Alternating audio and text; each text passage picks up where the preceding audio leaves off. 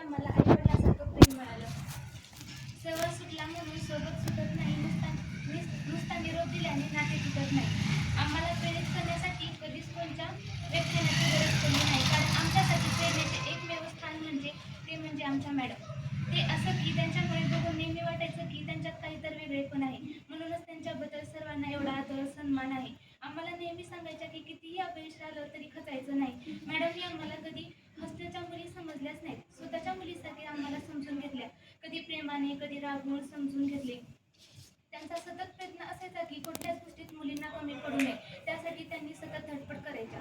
मला वाटते अशा मॅडम भेटायला नशीबच लागतं. कधी आईची आईची कमी भासू दिली नाही.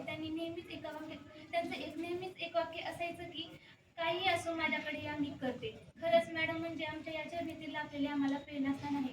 म्हणून म्हणते की जीव लावला मॅडमने आई वडिला समान आम्हाला. कसं सांगू किती दुःख होते सोडून जाता तुम्हाला. माझ्या मैत्रिणीसाठी काही खास जोड़ी.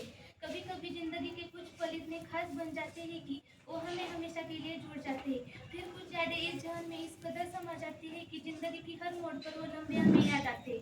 वो लम्हे मेरी जिंदगी के एक अनमोल पल बन गए. वो मेरे लम्हे मेरे गुजारे हुए एक कल बन गए. काश इन लम्हों में मैं वापस जी पाती. आंखों में सपने और दिल में अरमान चले पड़े हमें बिना किसी का साथ लिए. वो लम्हे जो मुझे चाहने वाले मेरे दोस्त थे गए. वो लम्हे जो न भुला न पाए वो लोग मिल गए. इस सफर की शुरुआत हमने साथ की थी. जाने जान से प्यारे प्यारों के साथ बात की थी.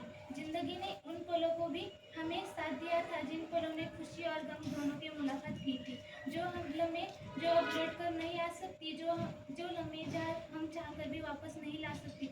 अजीब से लम्हे जिसमें हम हंसे भी और रोए भी, कुछ पाए भी कुछ खोए भी. इन लम्हों को हम याद बनाकर हम साथ ले जाएंगे. क्या इन लम्हों को हम वापस ले आएंगे. बोलले असेल उलटून झाले असतील चुका विसरून सारे द्या आशीर्वाद. मनात काही ठेवू नका.